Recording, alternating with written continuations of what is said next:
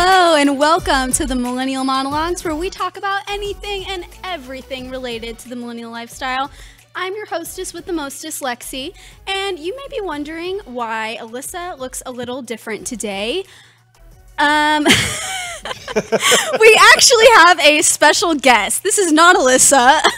Hi everybody, my name is Weston Pugh and I'm Sold with Updike Pugh, real estate where we talk about everything Dallas real estate. Anything and everything Dallas real estate. There you go, we are, and I'm so excited to be here. I think that last week I needed assistance and my business partner Jeff had gone out of town, and so Alyssa filled in for me. And then lo and behold, she responds and says that she's going to be gone. Mm-hmm. So I hope she's having fun at the... Yeah, she is at the Beyonce concert.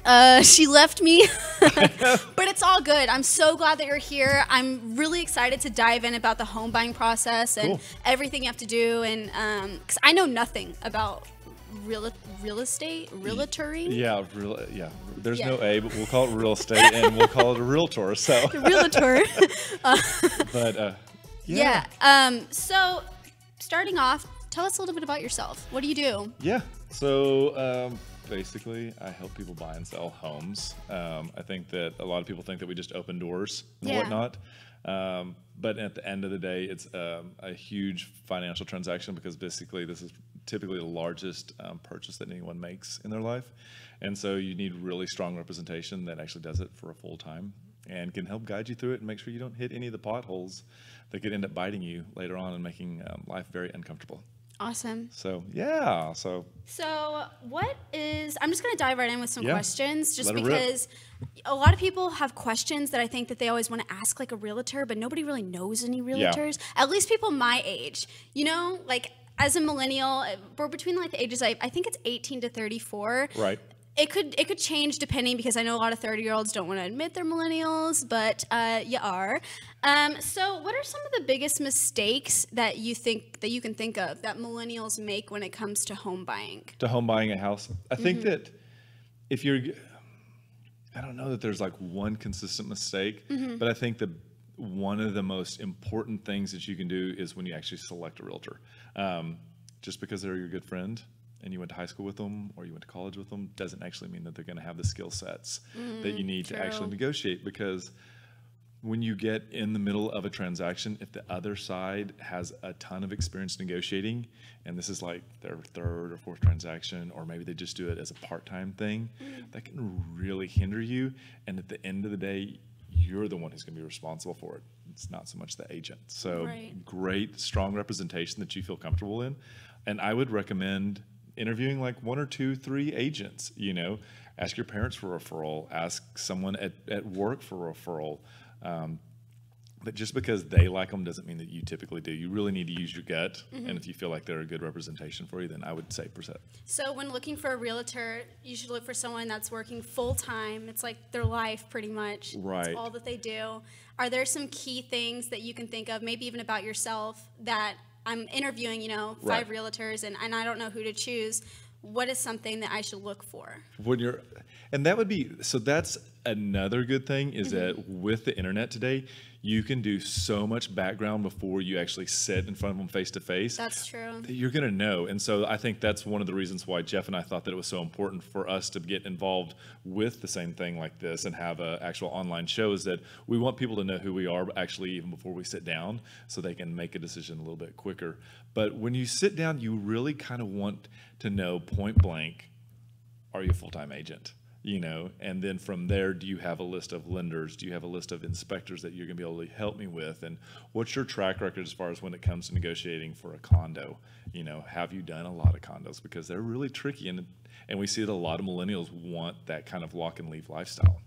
So, big one. So what do you have right here to show me? So one of the things that I thought that it would be interesting is to kind of talk about some homes in different areas of town that are popular with millennials. And then I kind of wanted to show you areas that maybe you weren't familiar with. Okay. So let's dive right in. And I think, Ziggy, the first one we're going to do is going to be 726 West Greenbrier. So 726 West Greenbrier is a great house. This house is actually going to be inside of Oak Cliff. It's a really great and up-and-coming neighborhood. Oak Cliff is known for Bishop's Art District, and I think a lot of people know about that. There's been a ton of growth over there. If you haven't seen it, it's a great place to go Friday, Saturday nights. There's tons to do, plenty of eating, and then lots of great one-of-a-kind shops as well. Awesome area for young people. Absolutely. And, you know, they do a lot of fun stuff, and so this area has a high walkability, and I think that people that are millennials usually prefer something that gives them access to a lifestyle, not just being inside the house. Yeah. And they also, it needs to be close to other millennials. And so this is one of those areas. It's going to be one of the ones that we're going to look at that's more of a neighborhood, but the neighborhoods are so key here. You won't find another neighborhood that has topography like this. So the topography is what goes up and down, and you have really... I didn't know that. I did not know that. Thanks. Okay. Thanks for telling me. And it has really great trees. So this one is, it's not too big. It's 1,605 square feet. It's a 2-bedroom, 1.5 bath. And the half means that it's a powder. So you're going to have one with a tub and shower. Oh, you did know that? Yeah. Just testing you. Thanks. But it's a great house. I think if we look through some of the pictures, you'll see that it's got a clean and it's updated. I love that porch. Yeah, a little bit of modern, but not too much. What we're going to see a lot of times is clean lines. So white and light grays are extremely popular right now. Lighter wood tones as well. These typically register quite well with millennials. I think that we get to a point where we don't want houses that are too enormous, because it comes into a question like, how much does it cost to furnish it? Right. You oh, know? yeah. Then you have so much open space and you don't know what to do with it. My first house was beanbags and lawn chairs for a while. So trust me, don't buy too big. You definitely want to be able to think about it. Just because you can afford it doesn't mean that you should buy it. Absolutely. And that's one of the key things, is like listening to your realtor. Is your realtor showing you things that you feel comfortable with, or is your realtor showing you things that they want you to buy? Oh. So which one is that? So should you have that conversation before you go looking together? Yeah. I would be really... So when we sit down with buyers, we do like a needs analysis. And so we want to know, like, how many pets do you have? Where do you work? What do you like to do in your off time? Do you have hobbies? What is your level of expectation as far as like getting the house ready? And so this kind of helps us. And you should be clear. And when you tell, if they ask, and if they don't, that's a flag. But when they send over properties, if it's something that you're not interested in, you're like, okay, did you not hear what I said? This is what I'm looking for. You know, they should be nailing it. Yeah. So do you ever find yourself like pushing for something just because it's more expensive, or do you not do that? Not when it's more expensive, but I will always throw a wild card into the thing. Oh, okay. So like if I'm showing them like 7, and I'm like, this 8th one is completely different than anything. Yeah. But it has everything, but it's either outside of their parameters because of location, or it's a little wilder than what they thought.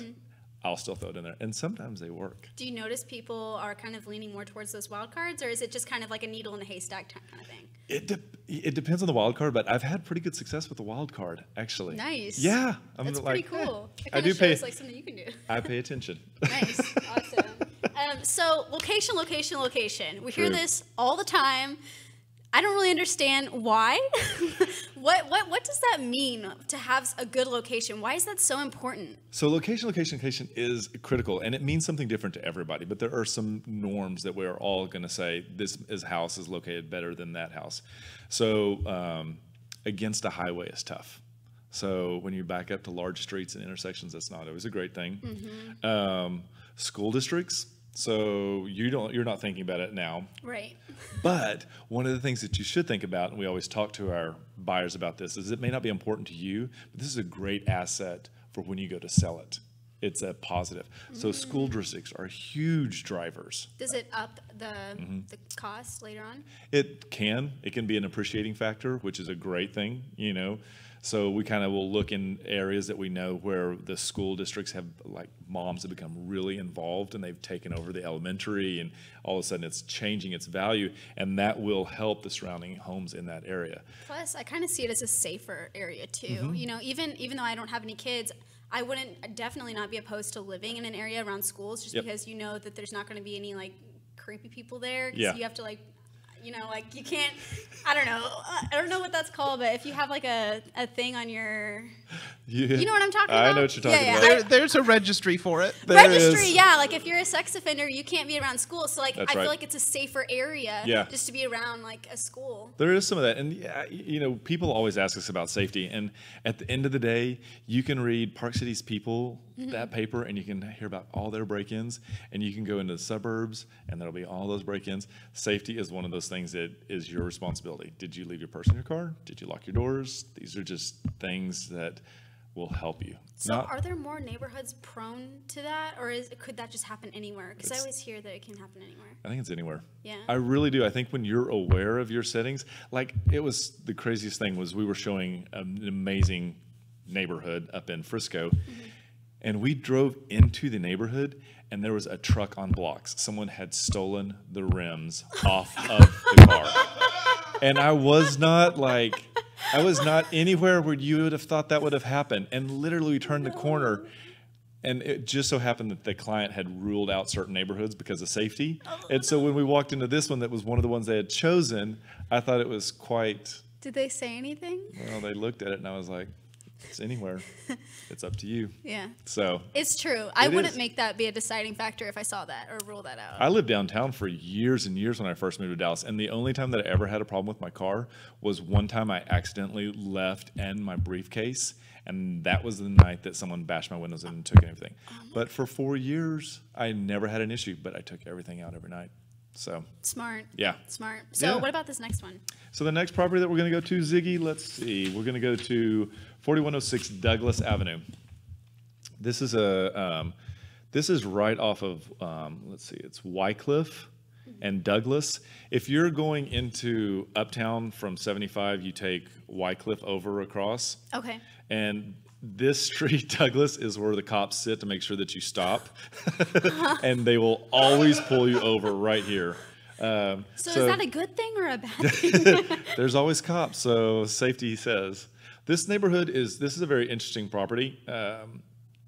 We've helped people actually buy and then flip these units. And I believe this is a 3-car garage. It has a downstairs that has bedrooms downstairs, and then it has a great second floor space. Again, we're looking at light, bright, and clean. The kitchens in these aren't enormous, which is okay, I feel like. I always think that people in Uptown are going to use Eatsies as their kitchen anyway. So, you know, when they're like, I need this massive kitchen, I'm like, do you really? Are you really going to use it? Are you really going to use it? Yeah, probably not. Probably not. But this place is very interesting because if you actually go to the 3rd floor on this one, what happens on the 3rd floor is it pitches and it almost kind of has like a birdhouse effect to it. Whoa. Yeah, it was cool. really... So when you walk in, are you immediately on the 2nd floor? You're immediately on the 1st floor on this one, and then it's like a 3-story unit. So on these, we have a 1st floor, 2nd floor, and then a 3rd floor. I love those windows. And it's 1,800 square feet, and it has that nice, clean, open concept that works really well for today's buyers. This one is a 2-bedroom, 2.5 bath. It helps that there's that cutout right there, so it's not super closed off. You can still like watch the TV. That triangle. That's the cool factor on this one. That's so cool. Yeah. So that's a 3rd floor, and so this can be either you can use this as a second living area, as an office space. It works out as a great guest room, but as you can see here, they've used it as a media room. But for me, it's a really unique space, and you get a lot of extra with this one. I have never shown this house and people shown this area and people not been impressed with it. So it's an easy go-to for me. And the clients that we helped buy one in there and then flip it years ago, they made pretty good money in a very short amount of time. Nice. So this one also comes with something that has what we call an HOA. So the HOAs are a fee that's $100 a month, and these HOAs are what kind of help govern these 4 or 5 units, and so that you all buy in knowing that we agree that we're not going to paint the house pink on one side and blue on the other. We also are going to take, and since we all have the same roof line, we're going to put money into an account, and that's what the $100 is. It goes also towards reserves. So it's just to make sure everything is clean and uniform and no one's going outside of the box making the area look bad. Right. It's like your neighbor can't change the engine in the driveway. Oh. You know, things like that. Is that like a random thing, or are there more like things like that? HOAs are all the time strict. Oh, wow. Yeah, they're really strict. So before you get in bed with them, you need to be sure that you and your agent know what those bylaws say and that you're comfortable with it. Because there's nothing worse than getting a letter that says you're in violation, and if you don't change this, and you're like, hey, I can't. Yeah. I've got a semi truck that I'm going to park here, or I've got a 30-foot travel trailer that. Or I just like to graffiti my house on the weekends. Yes, and you're like, why can't I express myself? That's exactly what we're talking about. So do you have to sign a contract for that? You actually get all of the documents, and inside of the contract, you have a negotiated time period of 3 to 5 days usually, where you've agreed to it, and if you don't send a dissension letter saying we're done with this, then you're in for it. So there are other ways we can terminate for the contract, but typically if there's a problem, like if you have a travel trailer or a boat and you plan on putting it in the driveway of one of these places, we would definitely want to know that. Oh, okay. Yeah. Or if you have 5 dogs, we would need to know that, because some of these will also put limitations on what you can have as far as pets. Interesting. I didn't know a lot of that. What kind of pets do you have? I just have cats. Okay. Those work? Yeah, my apartment doesn't know that, though, so I hope you're not watching this. Yeah, I hope they don't even know that I have this podcast. Moving on. Oh my gosh. What you got for me? Back to you. Questions that I have for you. So what percentage of the price do you typically have to put down? And do you put down like a percentage, or is there like a certain amount that you discuss with each other? So typically there's a couple of ways to finance. So you can do an FHA loan, and that's gets you in with like 3.5% down. And that's a great way to go. It's devised to help first-time home buyers. A lot of times, though, the FHA loans aren't super excited about lending on condos. So that's when I was talking a little bit about agents knowing what condos are. It's really critical that they know before you get going down the road whether your lender and whether this FHA loan and whether that condo all match up. So sometimes they'll have to help you. But you can also get in on a conventional loan that's 5% up to 25%.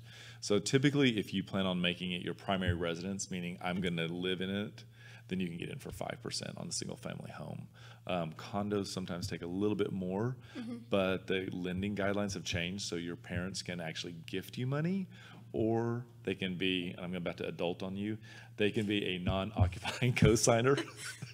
So say that 10 times real fast. But non-occupying. I'm just kidding. So basically, they're saying that they're also gonna help and sign on the mortgage for you, but they're not gonna live in it. Okay. So it's a couple of ways that you can get around doing that. Also, what we've seen is there are 401ks that are actually have verbiage where you can actually withdraw the money in your 401k unpenalized and use it for a down payment. Oh, okay. So a lot of people don't know that, but it's just kind of up to what your 401k is going to do with you. Yeah. So I know what a condo is, kind of, and I know what an apartment is and what a home is. But what are the logistics and what is the difference between a condo and an apartment? So in Texas, it's really interesting. So a condo means it's something that you own, and you own it with a group of people. So you share the common space. An apartment is just for lease. But it's interesting, if you go to New York, the term apartment also means that they can own it. And that was the hardest thing for me to roll through my head when we would have clients from New York, and they would talk about an apartment, and I was like, I'm not showing you apartments. Yeah. That's not what I do. And then it was us discovering that they were actually talking about a condo in Texas, but an apartment in New York. Oh, so that wordage kind of gets mixed up. It does. And then there's one other thing that a lot of people like, and those are townhomes. And townhomes kind of look like condos, and they're a little more vertical, but you actually own the dirt under you.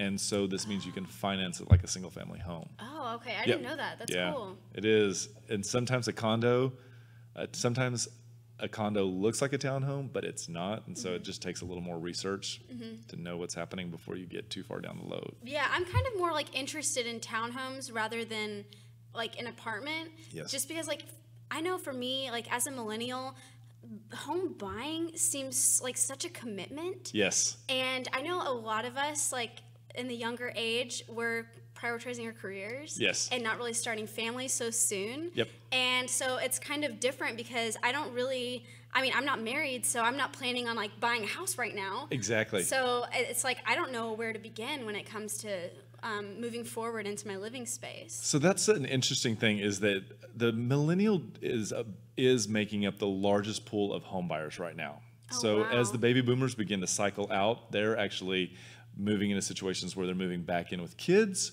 or they're going into assisted living, or they're just buying, a little lock and leave. But you guys are about to make a huge purchase in the next 10 years, and everybody's kind of watching you, figuring out what y'all are going to do. And so it's very interesting, because you guys don't take home ownership the same way that generations before had. A lot of y'all do not want a large suburban home. Your parents had that, and y'all are like, that's not me. I don't need that much space. Yeah. And so you're very conscientious, and you want to buy what you need, not just all this extra. Right. And the other thing too is exactly what you said. Your careers are extremely important. So when you have to relocate to Chicago, or you have to be in Denver, this changes your dynamic. Like, do I really want to buy? Because I'm probably going to be gone. Yeah, do I want to be locked in Dallas, Right. And I would say that to a millennial, that buying a home and having a career can happen at the same time. And Really? even if you are one of those ones that gets moved around, because there are companies and people that will always want to help you lease your home. You don't always have to sell it. So you could buy a home because it's great and it makes all the sense in the world, and then keep it and get relocated, and it becomes a rental. Or it becomes a base. When you come back, you already have your home, because in 5 years, you probably won't be able to purchase it for the same amount that you bought it today. Yeah. So it's just one of those things to think about. You can make a lot of money on real estate if you can hang on to it. We've seen some very, very interesting millennials make some purchases, do a little bit, sit on it for a couple of years, and turn around and make $100,000 on it. It's really good you know your audience, because if you wouldn't know anything about millennials or how they're working or what they want, it's kind of hard just to put everyone in the same cookie cutter of the same demographic. And the funniest thing is that millennials also, they don't want a phone conversation. They want a text. And so really? oh my gosh, they will never pick up the phone. Ever. Oh, I'm not like that at all. So the interesting thing is that, there are certain times when I need to have a conversation, the tone just can't relate properly. It can't be conveyed over text. Or it can be assumed improperly, Yeah. And so I will literally say, I need to have a phone conversation. Can we have a phone conversation in 5 minutes? Giving them a heads up that I'm going to call, and I need you to answer this phone call. So we can do a portion of it electronically with signatures, and we can do some of the small stuff with texting, but there will be times when I need a phone conversation. So, or we just need to have coffee and do it face-to-face. And that's always best, because then they can see your facial expressions and the way that you're talking, and you're not coming off as so serious when you're texting, because sometimes if you're not using exclamation marks all the time, it seems like you're mad. Exactly. That's how people think, at least sometimes. That's so funny. And the other thing too is that there are times when I want to make sure, I almost want them to repeat back what I said. At this point, your money has gone hard, meaning you can't get it back. I need you to know that. So nod and repeat back to me, Yeah.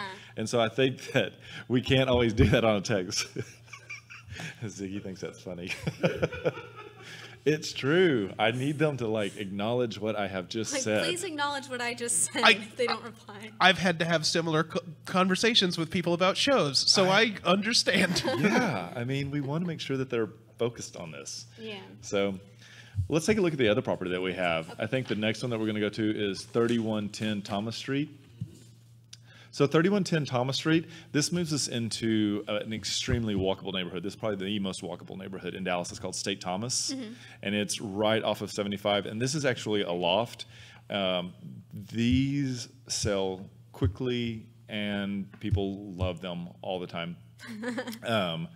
It has that nice, slightly industrial look to it. Yeah. With the exposed ductwork. You can see the structures quite clean, and then cement floors. Everything's on up against the wall and clean.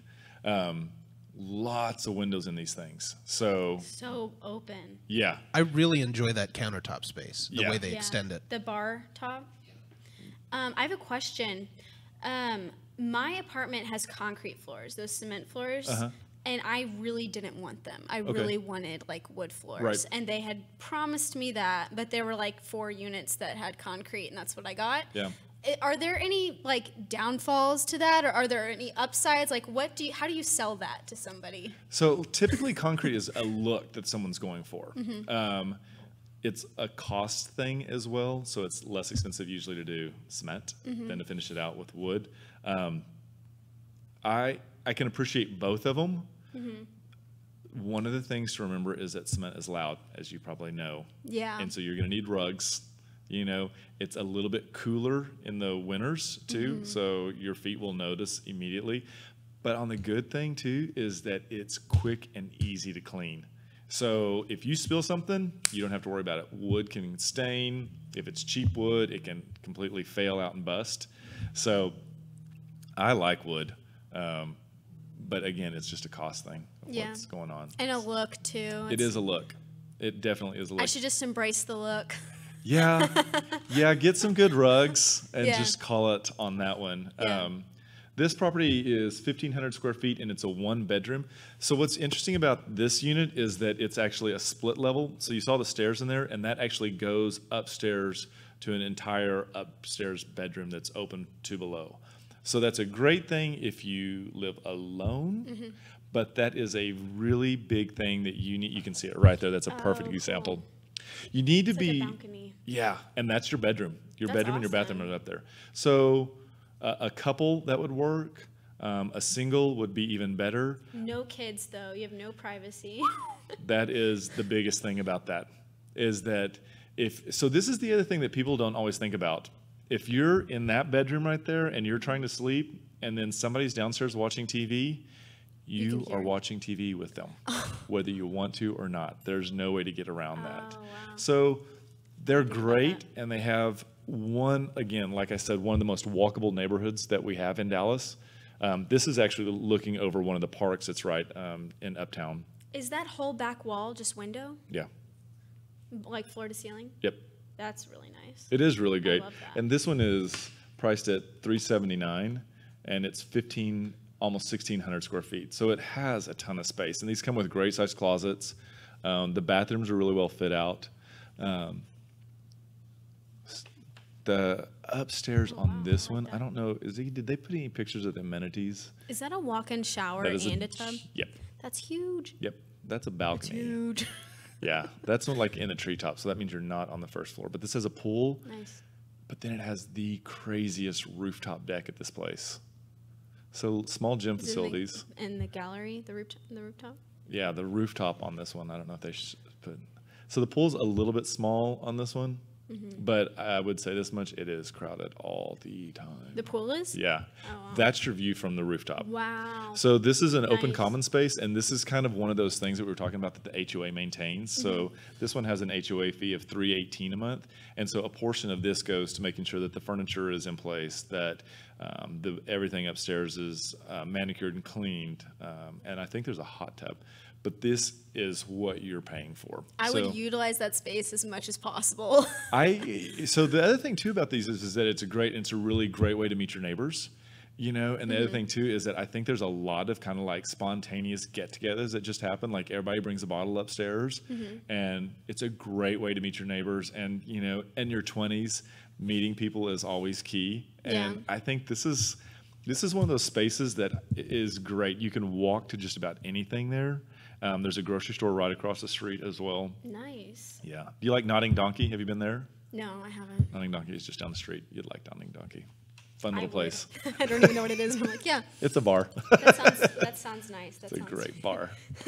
So what is more popular? Is it move-in ready homes or fixer-uppers? So that was funny that you're asking me this, because this was a question that I had for Alyssa last week. And I said, do most home buyers prefer Home Depot or Happy Hour? And she guessed Home Depot. And the answer is really Happy Hour, because they want that house turnkey. They don't want to mess with it. No one wants to put in work these days. They don't. The millennials just want everything given to them. It is turnkey, and that is the term now that we use. This house is turnkey, meaning you walk in, everything from the refrigerator to the window blinds are up and done for you. It's hooked up. All we need you to do is hang your TV and put your bed where you want it, and basically it's done. So we find that that's become extremely popular. So to answer your question, it is move-in ready. And it is very interesting to have sellers realize that what they currently live in is not perceived as what move-in ready is. Oh, like they think it's move-in ready, and you're like, you got a lot to do. I'm like, So we'll start with the paint, you know, because the interesting thing is that people don't like bright colors in houses. They're great for when you live there and you enjoy it, but it is white or light gray.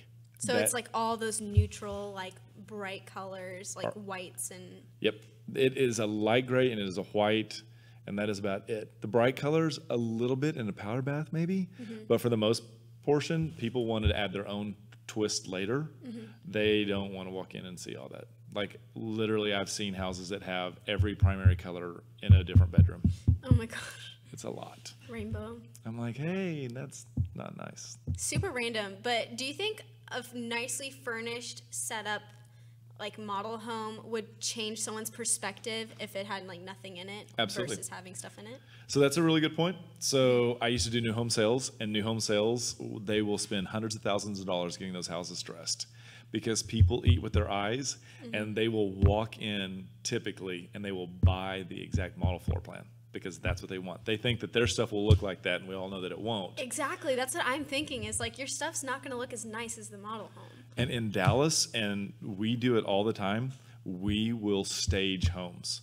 So we have a stager that we work with, and they literally will help you either eliminate all of your stuff or pair with it. But it literally is to make your house look trendy and spot on and what someone wants. Is it night and day? Wow. It is so night and day. We have George Bass. We use George Bass all the time, and his furniture that he uses is pretty high end.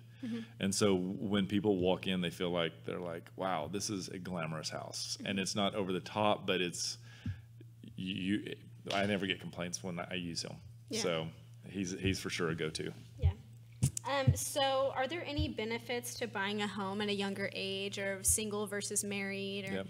So it's interesting. So I'll speak to from when I bought a house. So I bought a house when I was 27 years old, and I lived in it for 14 years. And then when I sold it, I took my profit and I moved to Dallas. And so I moved to Dallas right when the economy crashed. So, and I was in real estate and brand new to everything. And so because I had lived in that house for 14 years, I had that nest egg. And so I was able to go a year and a half without a paycheck. Wow. So didn't live with parents, didn't have any support from anything. It was just that.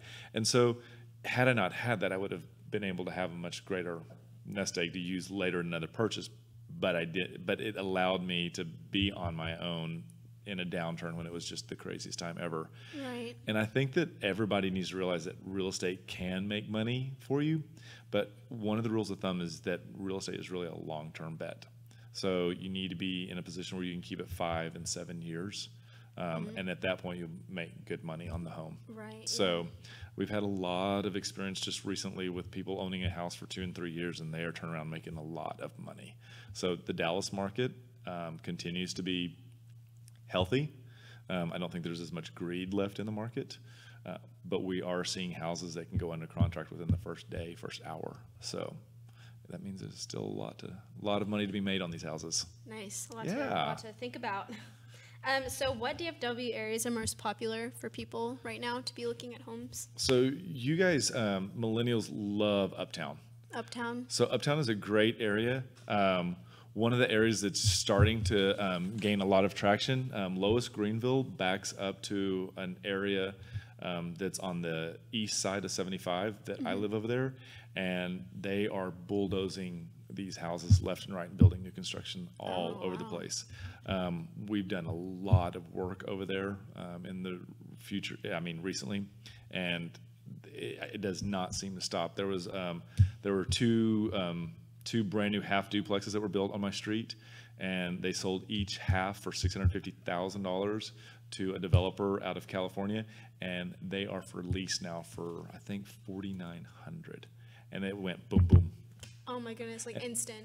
And the funniest thing was the first day that they came on the market, I came home and I was like, those are for lease. And I look over and there is a Range Rover and a Mercedes G-Wagon pulled up, and they're inside looking at this place. And I was like, you're kidding. Wow. So yeah, it's a very interesting time in Dallas. Yeah, awesome. So, I was thinking about that because I've been thinking, like, if I were to move in Dallas or DFW, where would I go? Yeah. And I've been thinking Frisco has been progressing a lot. Yeah. And it's been, exploding. Yes. With people. But at the same time, there's so many people. Would I want to live somewhere like that? Yeah.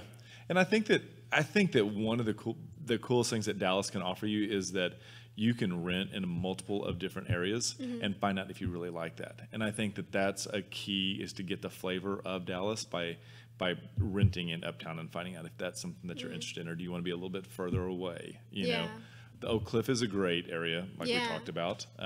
Yeah, you said it's been changing and it's really like turning around. It is, left and right. You need to go there on a Friday and then come back in 2 Fridays, and it'll be completely different. Really? It's moving fast. Oh my gosh. It's really cool though. Wow, that's really fast. 2 Fridays later, 2 weekends later. Oh my gosh. I think the next property that I put on there is the one that's 4121 McKinney. So I picked this one because these are. That's cute. These are actually. Everyone knows these properties basically up and down McKinney. They're a really good.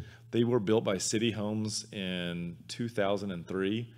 They had a little bit of an issue for a while, but the HOA has cleaned up all the issues, and these are now a very solid property, and again, in a great location.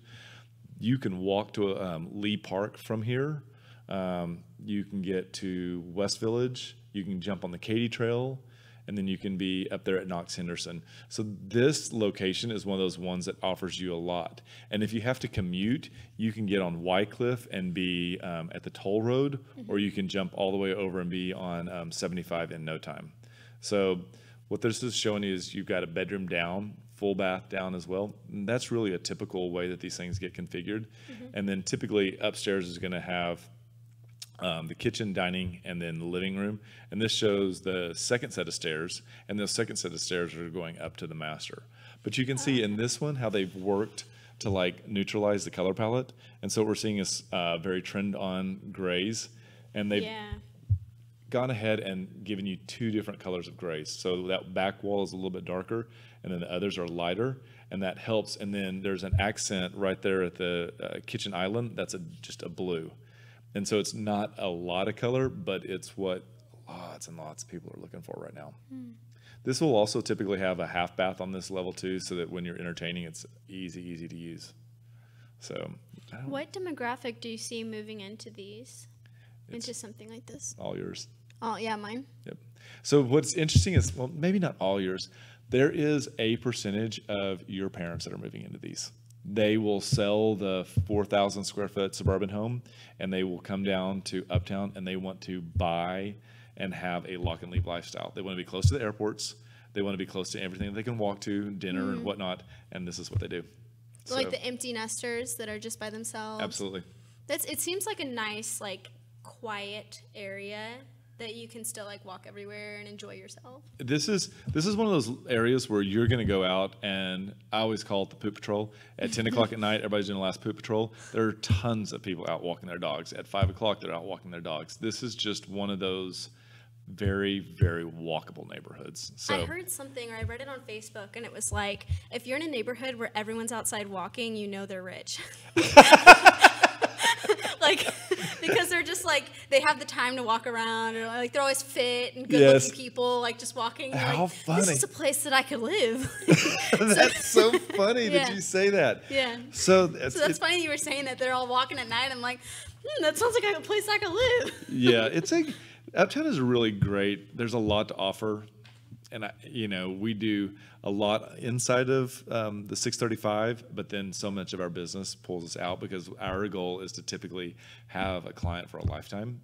And so that's what we always say, we're realtors for life, because we'll help someone start here, and then we'll go into Frisco, or we'll go into Little Elm, or we're, all the way out in Fate right now with clients. So we do what we can to help them start out and then just continue the process so that they know who to call when life changes or when there's additions to life. Or they get that really big house. Yeah. They call us.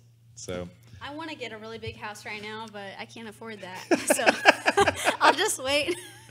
I don't think you need a really big house. I don't. I really don't. I think everybody in their head, like, they're like, oh, I want to get a mansion one day. And it's like, but do you really need that much space, unless you have like the 19 kids and counting family, then Yes. that seems reasonable. So would you rather have a McMansion or be able to travel every other weekend? Travel. See? Yeah. Yeah.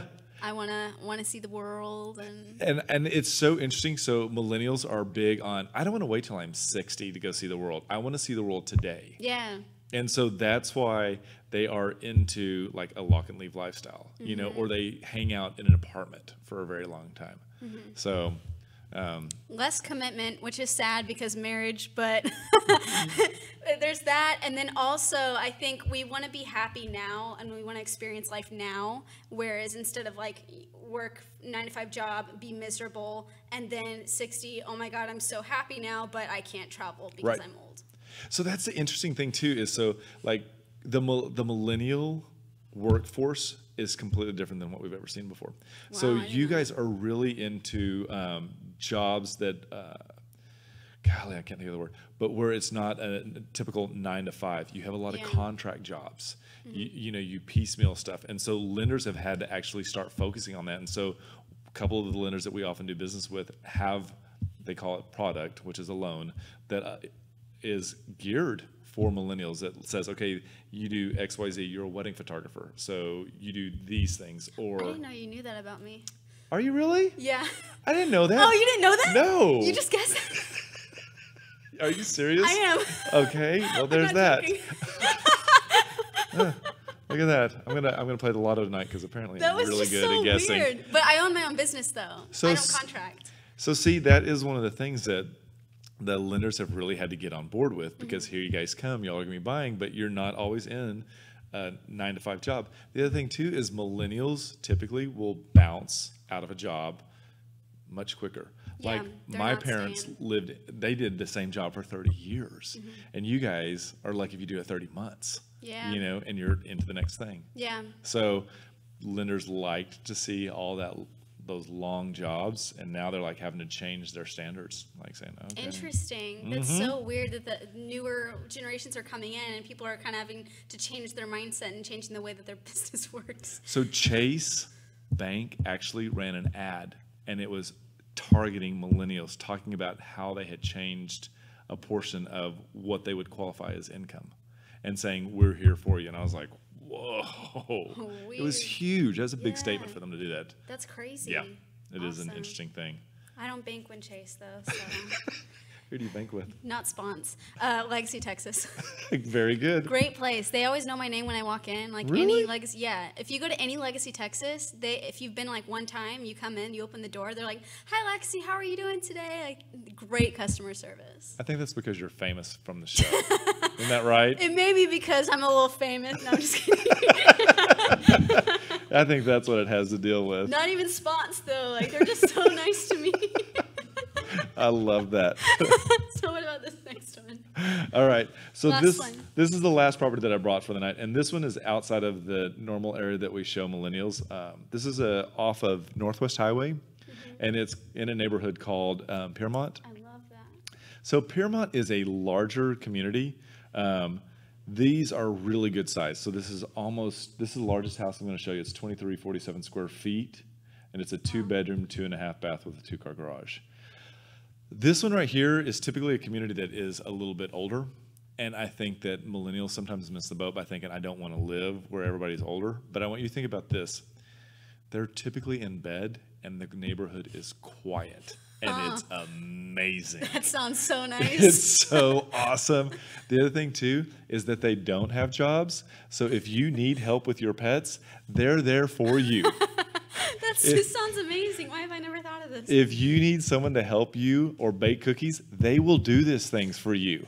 So Use them. Just use them. I'm sold. You moving in, right? Move into older communities just to use them. Trust me, I did. I moved into one, and I loved it. Now, I will I tell bet you they're this. the nicest people too. Nicest ever. But Can I will. borrow some eggs? Like, They have everything. And the craziest thing was the first night I was there, I got the knock on the door, and I was like, hey, how are you? And they're like, can you change my light bulb? I was like, yes. I guess. It was very odd. did but- they know that a younger guy was there? Oh, they all knew. They had talked about it. Are you kidding? They like chat between the community. So here's the other thing, is that because they don't have anything to do, they know everything about everybody. There's like gossip. There's gossip. So if you have a visitor that you shouldn't have, or if you have a visitor that comes over late, they know about it. Oh. Note to self. Never mind. Never mind. You're like, huh, that's a new car in the driveway. You're like, you should know that. They do. Yeah. It's kind of like those old southern towns where everyone knows everybody. Yes. And you can't, like, your business is everybody's business. It is a little bit like that, but they're really a great buy. These are, the bedrooms are enormous on this one, and this one has wood throughout. So Nice. I don't want to adult on you too much, but this is a little more wood.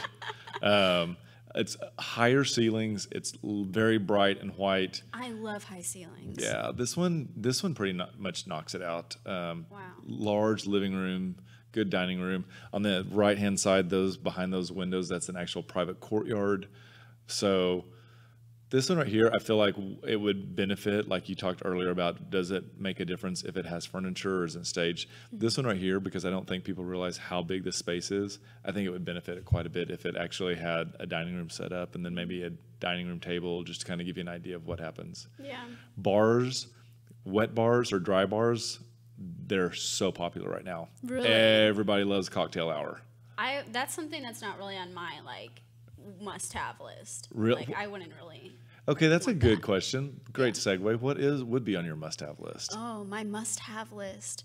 See, the thing is whenever I think about that, it's like, do I think of appearance or do I think of something that I need? Functionality. Like, yeah, want versus need. Gotcha. You know, like I really would like high ceilings. Okay. But if I had one without, nah, like Okay. it's fine. Probably a big balcony for me. Okay. A big outdoor space. Okay. Kind of larger than just that, you know, you open the door and there's just that small The Juliet, rectangle. they call them Juliet balconies. Yeah, something a little bigger than that. And even though I was saying we don't really need large kitchens, I just would like a large kitchen. Do you like to cook? Yeah. That's I do. awesome. Yeah. That's really good. So you will be in luck because there are a lot of kitchens that have good sizes. So they've changed the way they look now. A lot more of the 110 outlets now are hidden, so they're not out on the backsplash. Lots more apartment caddies, so you can store your coffee maker and everything, and it just goes away and looks super clean line. Yeah. So. But I've noticed, because I did a little bit of research, and 75% of millennials place appliances as their #1 priority in a home. Like, You're kidding. granite countertops. Okay, and, yes. Like those kind of appliances. Like Yes. the appearance Yes. of it. I would agree with that 100%. Again, that goes back to, is it move-in ready or do I have to do work on it? Yeah. We just visited with the client today. We went and saw his house over in Perry Heights, and you know, he was like, I need top dollar on the house, and I said, that's great, but it has to be in top dollar condition. And one of the things is that he needs to finish out his master bathroom. And so there was just a couple of suggestions we made, not terribly difficult, but at the end of the day, to get top dollar, you got to show me top dollar quality, and Dallas will pay for that. So Yeah. And those backsplashes, like, I don't know what it is, like a good kitchen backsplash. really, It just makes me so happy. Like, I don't know what it is. really, Yeah. that's awesome. Have you seen some of the new appliances? Now they have like what's called black stainless steel. No. So it's a really deep shade of metal, and it looks really cool. Nice. Yeah. That sounds like something I can't afford. I'm just kidding. These are goals. Goals, house goals. Goals, house goals. Yes. So what advice would you give for a younger home buyer that's kind of looking into the process and talking to you, and they're looking in the area and they're not quite sure what they want, and they want you to tell them? So I think one of the really key things to remember is that you are not buying your forever house. So this is not the house that you're going to live in and you're going to have like all your kids and whatnot in it, if that's in your realm. The key is to actually crack in and become a homeowner, because you get a tax deduction and you get the I'm brain dead right now, but you get the appreciation of the house. And so you're making a commitment instead of, I know that it's not popular to do this, but if you take and multiply 12 times what you're paying a month in rent, you know, that can easily be $16,000, you know, $12,000, $16,000, and that's money that you're giving away.